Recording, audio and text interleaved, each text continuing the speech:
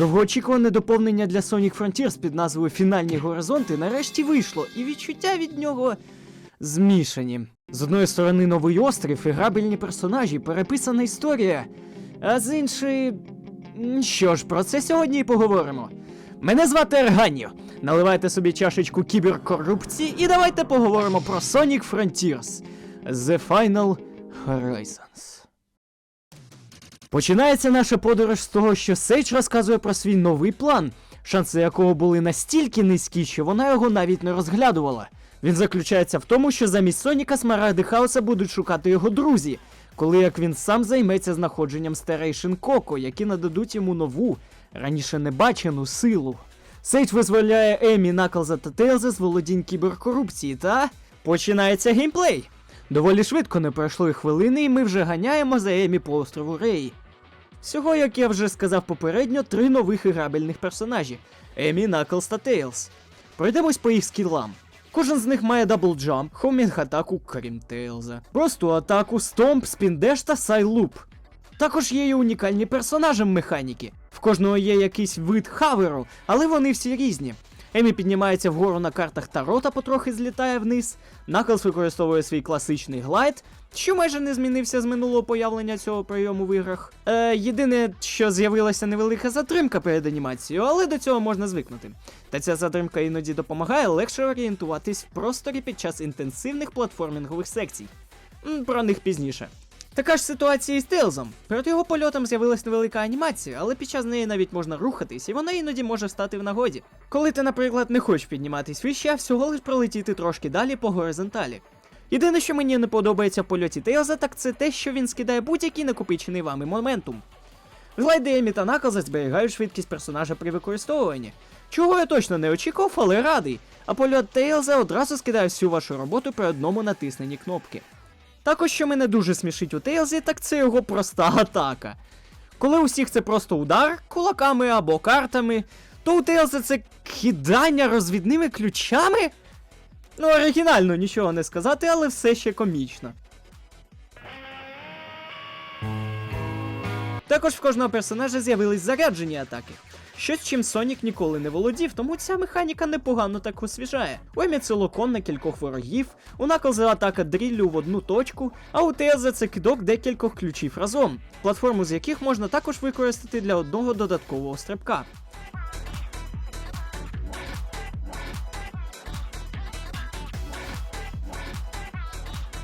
Заряджена атака Тейлза була б доволі цікавою для використання в платформінгу, тому жаль, що її майже не використовують. О, точно. В кожного персонажа також є і спеціальна здібність при наявності максимальної кількості кілець. У Емі це вважає Power Boost Соніка, де вона їде на своєму молоті на підвищеній швидкості. У Наклза це пришвидшений глайд, при якому тепер не втрачається висота. А у Тейлза це торнадо! Літак Тейлза повертається з Sonic Adventure 2, і яке ж грандіозне повернення! Торнадо є, мабуть, найімбовішим скілом у всій грі, ой, та навіть, мабуть, у всій франшизі. Він дозволяє вам підлітати вгору, скільки вам тільки влізе, літати по всій мапі на неймовірній швидкості і зробити зі збирання колектіблсів просто якийсь невдалий жарт. Мабуть, Sega вирішила, що Тейлз без хоумінга та нормальних атак взагалі нікому потрібен не буде. Тому вони дали йому в запас такий кончений скіл. До того ж, торнадо ще й має нескінченний лазер, з якого можна стріляти в будь-яку сторону, та він наносить нереальний дамаг. Така гігантська пушка явно не залишиться без уваги гравців. Взагалі скіли мені здалися дуже-дуже класними, особливо коли вони разом із персонажами є частиною безкоштовного оновлення. Єдина претензія це до скілів Емі. Чому так багато карт Таро? Я розумію, що вони відкупали цю давню характеристику десь в підвалі розробників Sonic CD і подумали, що це доволі прикольна характеристика. Але ж не зав'язувати майже кожний скіл на них.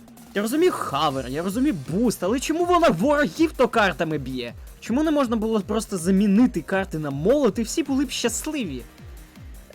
Крім цього, претензій майже немає. Sega, правда, поробили непогану роботу над цими персонажами, і кожен із них відчувається як свій особистий стиль гри. У Емі це мобільний стиль з швидким переміщенням та високими стрибками. У Наклза більш стриманий з точним використанням глайду та волрану. А у Тейлза це якийсь незрозумілий шутер з елементами симулятору польотів і намагання влучити в пружину без використання хоумінг-атаки. Також порадувало, як здібності персонажів добре вливаються в платформінг. Є дуже багато моментів, в яких скіли використовуються наповну. Кожен раз використовується якась нова особливість персонажа, через що платформінг завжди відчувається свіжим. До речі, про нього. Його складність доволі сильно підняли, а унікальні здібності персонажів, як я вже сказав, використовуються в нових раніше небачених шляхах. Для деяких паркур став занадто складним, але як на мене це саме те, чого всі ці роки іграм про Соніка й не вистачало. Платформінг в них має бути про швидку реакцію, рефлекси, прийняття рішень на ходу, а не про автоматизовані секції, де ви просто дивитесь на кіно, яке відбувається перед вашими очима. В хорошій грі про Соніка я маю цим кіном керувати, я маю його створювати. Іноді красиві моменти, звісно, можуть бути і автоматизованими, але більшість має бути створена самим гравцем. Подивіться, наприклад, на людину-павука PS4. Як би це дивно не звучало, але павук PS4 – це ідеальний геймплей для Соніка. Звісно, в цій грі є і автоматизовані секції, як катсцени або фінішери, але більшість того самого вау-ефекту приходить напряму від самих рук гравця. Гарний геймплей приходить не від простого зажимання R2 для польоту на павутинні, а від грамотного поєднання тих самих польотів з, наприклад, веб-зіпом або притягуванням до точки, повітряними трюками, бігом по стінах, нирком та ще багато чим іншим. Так і в битвах. Звісно, ти можеш просто спамити квадрат з періодичними уворотами, але що в цьому веселого, якщо ти можеш підкинути ворога в повітря, зробити з ним повітряне комбо, потім кинути його в іншого суперника, після чого одразу влетівши в нього з павутинного пинка, відкинувши його в стінку і прив'язавши його до неї павутиною. Бачите, до чого я веду? Я шукаю більше свободи в іграх про Соніка, як в боях, так і в звичайному переміщенні по мапі. Але я щось відволікся, ми тут про платформінг говорили. Платформінг хороший, мені сподобався. Що мені ще на мій же подив сподобалось, так це рівні кіберпростіру. Так, вони знову в грі, але вони майже повністю відрізняються від тих, що були в основній грі. Та, як на мене, вони мали бути такими з самого початку. Перше і найважливіше, нарешті оригінальний левел дизайн. Кожен рівень простору створений з нуля, і хоч естетика рівнів все ще взята з минулих ігор, але принаймні грати ви будете в новий контент. А контент то який! Цілі кіберпростіру були повністю замінені, ніяких більше кілець, звичайних і редстар. Тепер для виконання всіх завдань вам знадобиться... насправді все не так просто. І це ще один плюс нових левелів, адже цілі кожного рівня відрізняються від інших, але я вам просто перечислю всі, що є в грі. Збирання фліки. Господи, коли останній раз фліки то в геймплеї були? Це завдання доволі просте, але при цьому ж одне з найцікавіших. Коли ви знаходите тварину, Сонік бере її собі на спину і має доставити її в обрану точку. Звучить не так уж і епічно, але як же воно освіжаюче грається? Справа в тому, що при підборі фліки геймплей Соніка абсолютно змінюється. Він стає більш повільним, не може виконувати буст, квікстеп, подвійний стрибок та слайд. Через це високоскорисний геймплей бустових рівнів Соніка перетворюється на більш точний і виміряний платформінг, під час якого ви розраховуєте кожен свій стрибок. Адже навіть невеликий нахил або удар Соніка змусить його вронити фліки на підлогу, після чого він заспавниться в начальній точці. Цей момент був, мабуть, одним з найцікавіших в усьому кіберпростірі. Така різка зміна геймплею на ходу, швидка, але при тому ж акуратна доставка грузу в точку, за якою одразу ж слідує моментальне зривання Соніка з місця в пошуках своєї наступної точки інтересу. Навіть трохи нагадує мені поведінку Соніка з аніматиків класичних ігор CD або Origins. Сонік, завжди безцільно бігаючи по своїй домівці, зупинявся, щоб допомогти Емі, або Тейлзу, або тим же тваринам, після чого продовжував бігти далі в пошуках пригод. Що ж, друга велика ціль – це збір чисельних монет. Їх ціль заключається в тому, що збирати їх треба по черзі, від 5-ї до 1-ї або навпаки. Третьою механікою є Боже, Sonic Adventure 1 перегони з Тейлзом. Вам просто треба прийти до фінішу швидше, ніж лис. Просто, але цікаво. Четвертою механікою є знаходження на рівні захованого секретного фінішу. Це сильно допомагає в наданні гравцям мотивації досліджувати кіберпростір, та іноді є непростим челенджем. П'ятою же механікою є... Ні! Медалі. З емблемою місяця.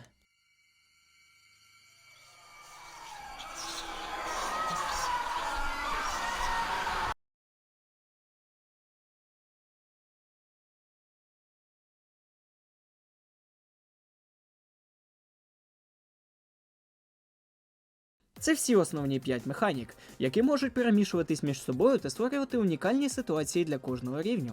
Тобто в якомусь рівні метою може бути зібрання всіх фліків, в якомусь зібрання всіх і перемога над Тейлзом, а в якомусь всі чисельні монети і дістання секретного фінішу. Звісно, це не все, чим можуть похизуватись нові рівні кіберпростіру. Також і існують унікальні рівневі механіки, які ніяк не прив'язані до мети рівню, а просто дають гравцю розважитись або спробувати щось нове, що зробить проходження рівнів набагато цікавіше. Наприклад, коли Соніку врубають коробку передач, і вам треба тримати одну швидкість кілька секунд, щоб перейти на вищу. Або повернення класичного неповоротного буста, що зносить всіх ворогів у формі одноразового розхідника. Що ще б було весело? А якщо зробити на рівні нижчу гравітацію і дати гравцю можливість просто літати на повній протягом всього левела, або повернення механіки пошуку смарагдів з перших та других адвенчур, але у вигляді металошукачу, який показує Соніку, куди йому не можна вставати, якщо він не хоче напоротись на міни часу Першої світової. Кожна з цих механік додає різноманітності кожному з рівнів кіберпростіру, і тепер, намагаючись згадати якийсь рівень, ти не будеш казати: «Ой, це той 25-й Green Hill в 2D, що є рівнем Скалерса».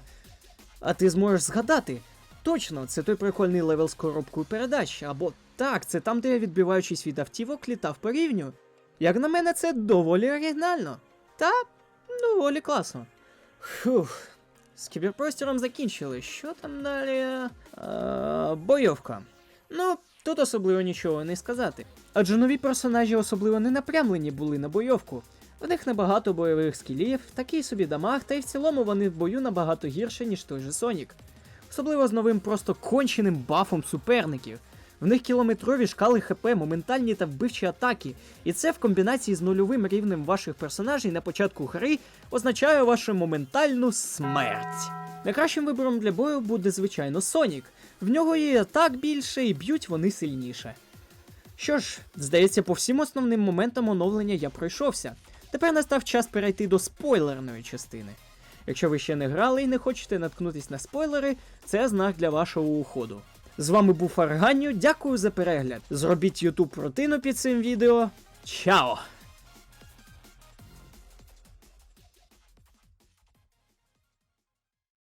Після збору всіх смарагдів хаоса за друзів Соніка, ми повертаємось до нього же, з метою знаходження коко-пілотів, що керували титанами тисячі років тому. Для здобуття їх благословіння ми маємо карабкатись на кожну з 5 зламаних нами раніше веж, і проходити там бойові челенджі з обмеженим часом. Стати Соніка заблоковані на першому рівні, що робить ці завдання набагато складніше, і як на мене, це гарна ідея. Люди мають заслужити нову кінцівку і доказати, що вони здатні пройти найскладніші випробування, щоб її здобути. І Сега, правда, зробила їх складними. Так, було непросто, але я зміг їх усіх пройти. Окрім фінального. Знаєте, як кажуть, хороша гра завжди має закінчуватись нормальним таким бос-рашем!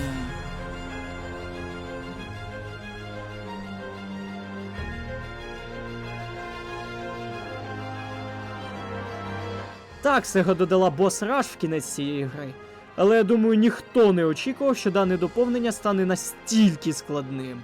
Признаюсь, хоча я все DLC грав на харді, але тут я не витримав. В мене вдалося пройти цей бос-раш тільки на ізі. В чому ж складність, скажете ви? 400 кілець, начальні стати, 3 боса. Ідеальне парирування! Головна проблема в тому, що боси цієї гри не розраховані на ідеальне парирування. Всю гру парирування було просто затисканням 2 кнопок на геймпаді і очікуванням атаки, тому крутяща атака гіганту або вертушки виверни не становили великої загрози. А коли у вас забирають такий спосіб і кажуть враховувати точний один кадр, в якому ці незрозумілі атаки вас вдарять, то логічно, що ваші боси будуть несправедливими. Ну їй богу, Сега, хоч би поміняли їх трохи, щоб зрозуміліше було. Ну не суть. Після перемоги над босами, лідер Коко нарешті нагороджує нас новою силою. Силою кіберкорупції. Не зупиняючись ні на секунду, Сонік прямує до своїх друзів, які вже чекають його з усіма зібраними смарагдами хаоса. Сонік перетворюється на свою суперформу, починається фінальна битва і... Мені здається, чи Сега щось забула поміняти. Добре, жартую. Боса Супріма не змінили. А от що йде за ним... Насолоджуйтесь.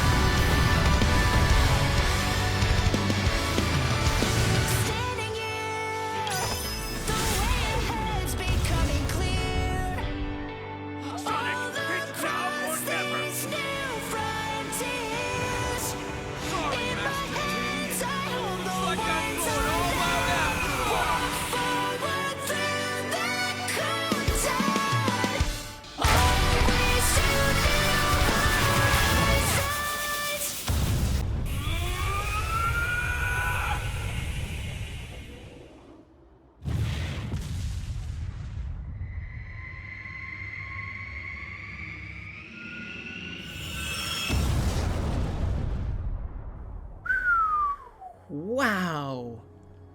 Що, а кінцівка вийшла у них неймовірна. Єдине жаль, що нова форма Соніка настільки мало розкрита. Особливо тому, що це, скоріш за все, її перше і останнє появлення. Ну, якщо Sega, правда, не зробить Sonic Frontiers 2. Але я в цьому доволі сильно сумніваюсь. Ще що розчарувало, так це те, що фінальним босом став все-таки Супрім. Хоч і змінений, але все ж таки Супрім. Я уявляв собі кінцівку щось по типу гонки з місяцем по всій галактиці, під час якої ми будемо з ним же і битись, але, можливо, я занадто багато хочу. В цілому, оновлення вийшло непоганим. Новий острів став набагато веселіше за його стару версію. І грабельні персонажі теж вийшли хорошими, і Sonic Team ними так і робить кивок в сторону своєї скорої розробки Sonic Adventure 3. А Sonic Adventure 3 ми точно чекаємо. Що ж, з вами був Арганю. Напишіть свою думку про DLC в коментарях під відео, та якщо вам не ліньки, то поширте це відео своїм друзям. Чао! Чао! Чао! Чао!